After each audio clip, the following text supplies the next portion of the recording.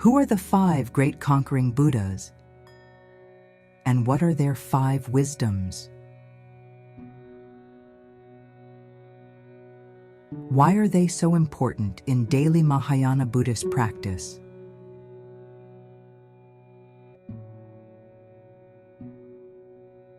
How are they different from Shakyamuni Buddha, who was born into our world?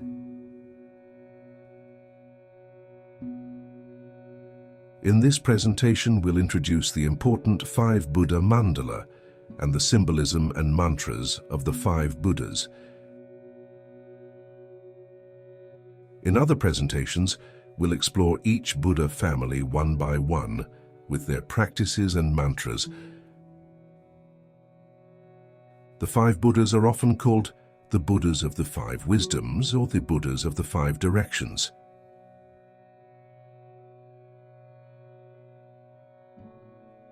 This map-like language is not accidental. The mind universe of this mandala exists first in our minds. Before you think, how small is that? Remember that the average human brain has 100 billion neurons and around 100 trillion synapses.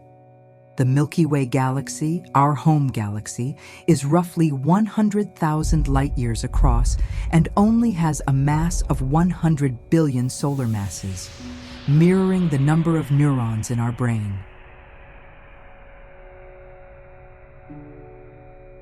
The mind map is a vast expanse, and it is in the mind we meet the 5 Buddhas. Aside from the wonder of the experience, why undertake the journey to meet the 5 wisdom Buddhas? Like our minds mirror our galaxy, the 5 Buddhas mirror the 5 wisdoms that are the essence of Buddhist practice. Shakyamuni Gautama Buddha, born in 563 BC, awoke to the true nature of reality and the true nature of suffering. He gave us remedies for the 5 poisons that keep us trapped in samsara, preserved in sacred sutras. These poisons, sometimes thought of as inner demons, are anger, attachment, pride, jealousy, and ignorance. He taught us that we can all become awakened or Buddha by teaching various skillful means, beginning with the 4 Noble Truths and the Eightfold Path. He also taught us how to transform these 5 poisons into the 5 wisdoms.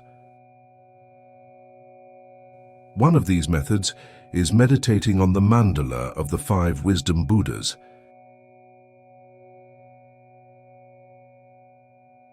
Each has various methods, practices, mantras, praises, and each specializes in one poison remedied by one wisdom.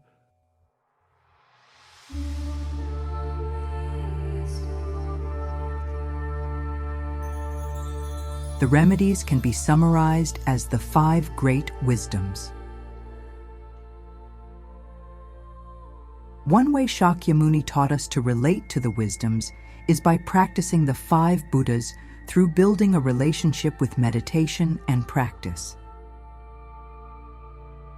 These 5 Buddhas are often called the Dhyani Buddhas or cosmic Buddhas, or the 5 conquerors. For example, people who remain trapped in samsara due to negative karmic actions arising from the poison of delusion and ignorance would turn to Vairochana Buddha in the center of the great mandala, who helps us with his wisdom of Dharmadhatu. Or the mind purified of obscurations, he helps us see things as they truly are.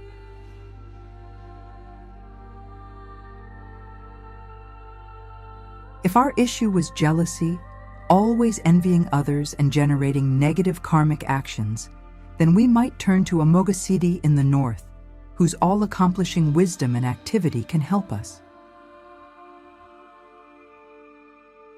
Or if we were dealing with issues of anger, if that is the poison that persistently arises in our samsaric life, as it does for many people, Then we would turn to Akshobhya Buddha in the East.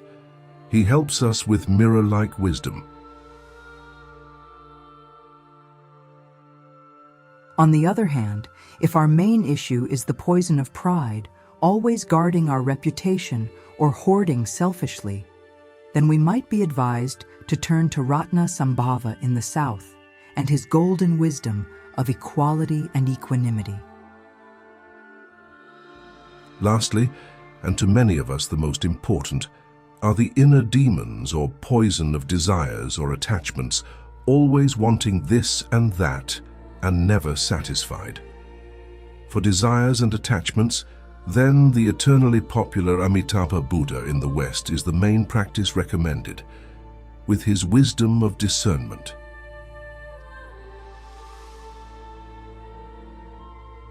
The significance of the map of the mind universe of the five Buddhas is extraordinarily profound. It invites us to be the explorer, to be the adventurer who goes on a journey to meet the great wisdom Buddhas in our own minds.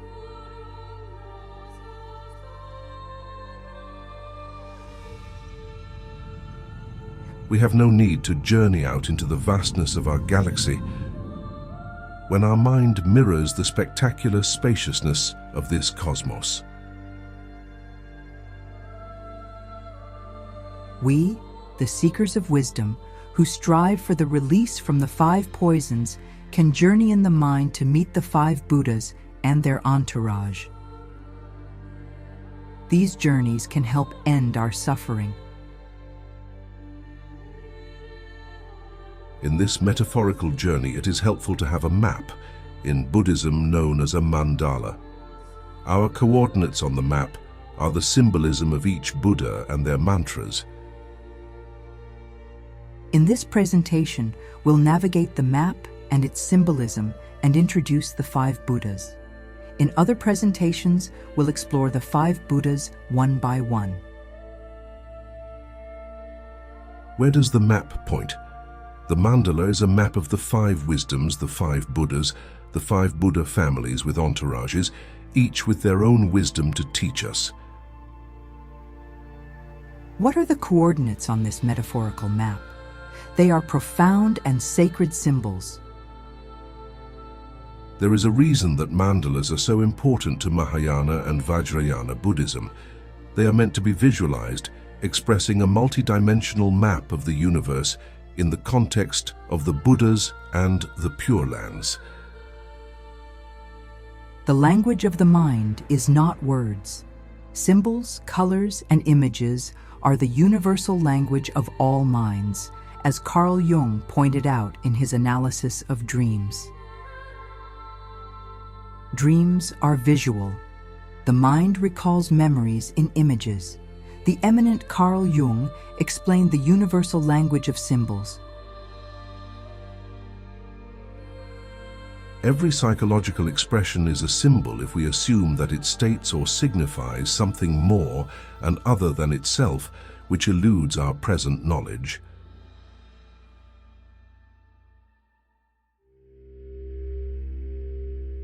Since most Buddhist practice is mind work, such as sitting meditation, watching the breath, visualizing the Buddha, or intricate deity practices, the symbols, images, and colors become essential rather than arbitrary. They express the unknowable in a way the mind can explore comfortably. For this, we need the language of symbols. Dr. Alexander Berzin, noted Buddhist teacher, explains, Buddha family traits refer to aspects of Buddha nature that all of us have, even worms. In general, Buddha nature factors allow for or account for everyone being able to become a Buddha. Does this mean the five Buddhas are imaginary? Not at all. We use imagination to visualize, not to fantasize. In the context of the Buddhist universe, the five celestial Buddhas are real, considered Sambhogakaya aspects of the Buddha. They manifest in these enjoyment body aspects to teach us a particular wisdom, to offer a particular practice, and to help us meditate to overcome a particular poison, just as they've helped countless beings before us. We visualize not to be fantastical, but to connect with their real essence. Our minds prefer to communicate visually. For example, if a Buddha manifests as red, such as Amitabha Buddha, the Buddha of infinite light, it is for a reason. In the language of the mind, which transcends modern associations, the universal associations of red are fire, warmth, love, setting sun, and energy. In most of the world, red takes on even greater energetic significance with the magnetizing effect of good luck, celebration, compassion, happiness, and long life. This is why, for example, Amitabha's family are called magnetizing or empowering Buddhas. Amitabha's red color communicates so much. We will explore each of the galaxies of the 5 wisdom Buddhas in future presentations, but we'll summarize here for some helpful context and include their mantras. Each Buddha family has a father Buddha representing compassion and a mother Buddha representing wisdom. Each have a mantra representing the essence of wisdom and a seed syllable. Each Buddha family has a pure land, which is the purity and manifestation of that wisdom and compassion in the pure, spacious mind of Buddha.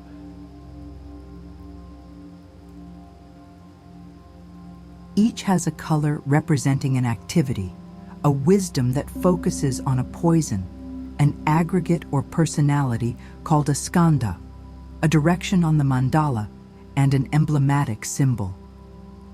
Although they can all appear in various forms for specialized needs, which we'll cover in future presentations, the main form is a peaceful form, appearing as a monk or bhikkhu seated in lotus posture. In the center of the mandala is the Buddha family of Vairochana Buddha, who is white in color with his hands in the Dharma chakra, or wheel-turning mudra. The Wisdom Mother Buddha is white Tara or Sakasha Datvishvari.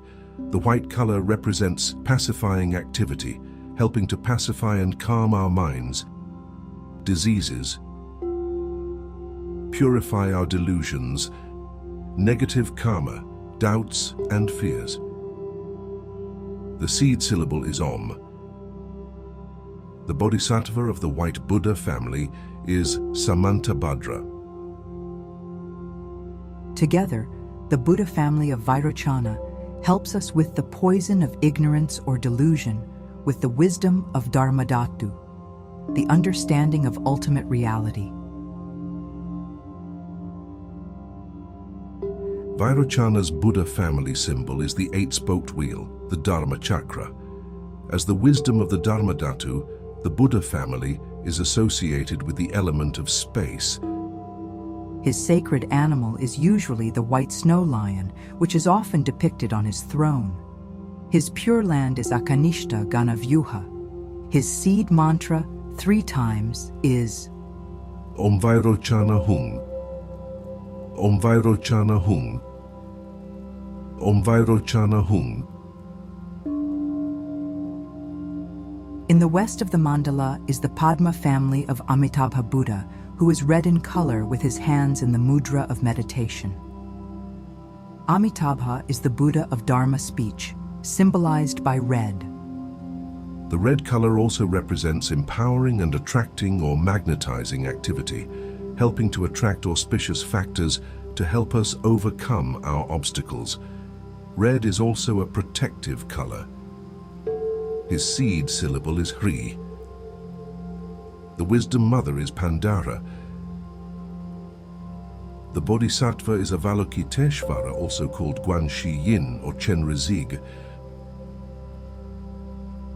Together, the Padma or lotus family of Amitabha helps us with the poison of desire and attachment. cutting through with the wisdom of discernment or correct perception. Amitabha's Padma family symbol is the lotus, a symbol of purity and compassion. As the wisdom of the discernment, the Padma family are associated with the element of fire. His sacred animals are usually the peacock and dragon.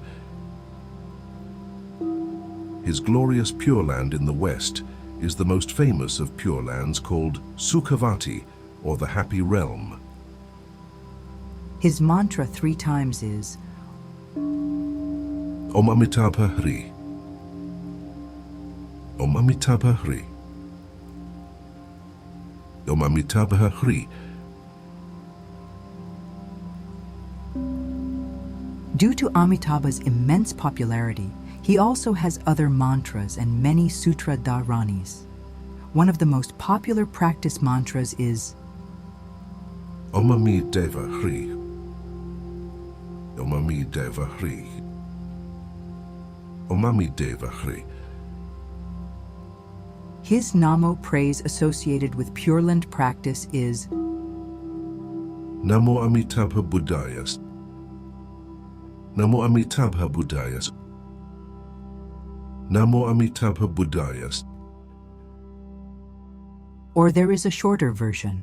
Namo Amitabhaya. Namo Amitabhaya. Namo Amitabhaya. Turning clockwise around the mandala, next is the Karma family of Amoghasiddhi Buddha in the north. He is green in color, symbolizing windy activity, with his hands in the mudra of fearlessness. The green color represents all activities, the windy hurricane force of wisdom and compassion blowing into our lives.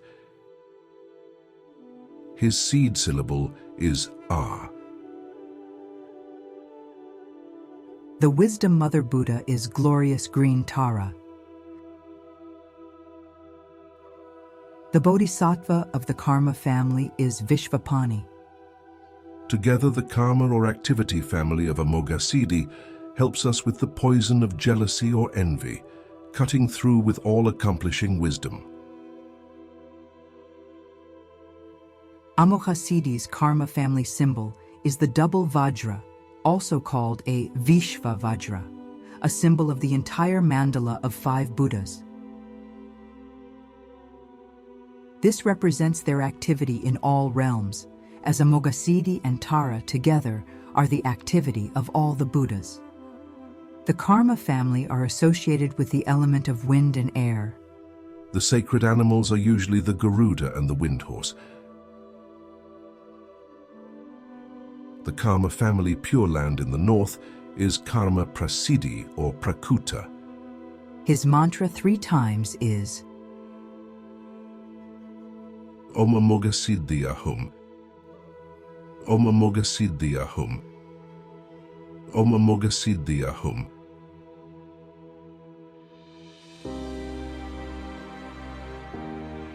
Going clockwise in the east is the Vajra family of Akshobhya Buddha.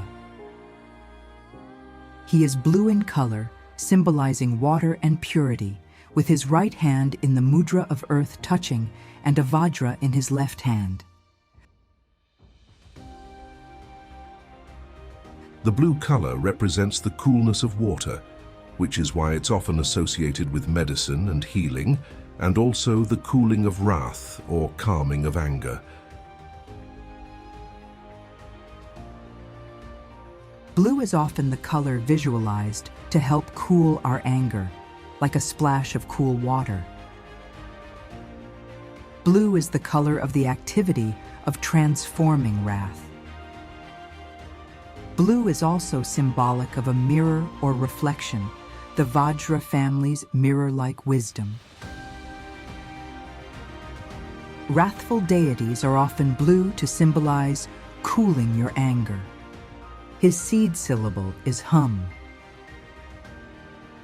The wisdom mother of the Vajra family is Lochana. The Bodhisattva is the great and powerful Vajrapani. Together, the Vajra family of Akshobhya helps our anger with mirror-like wisdom or the wisdom of reflection.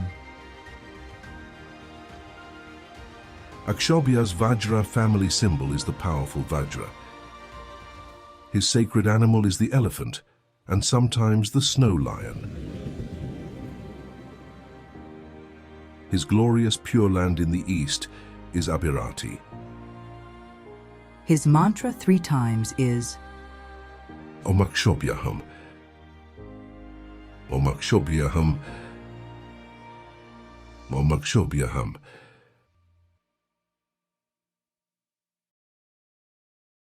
Finally, in the south is the Ratna or jewel family of Ratnasambhava Buddha. He is yellow or gold in color, symbolizing earth, with his right hand in the mudra of giving and a wish-granting jewel in the other. The yellow color represents the activity of enriching, generosity, prosperity, and auspiciousness, and the earth. It also represents rootedness and renunciation. His seed syllable is Tram. The Ratna family wisdom mother is Mamaki. The Bodhisattva is Ratnapani. The Ratna or jewel family of Ratnasambhava helps us overcome the poison of pride and arrogance with the wisdom of equality and equanimity. Ratnasambhava's jewel family symbol is the wish-granting jewel. The Ratna family are associated with the element of earth. Their activity is auspiciousness and enriching. The skanda or personality of the family is feeling. The sacred animals are the horse and the tiger.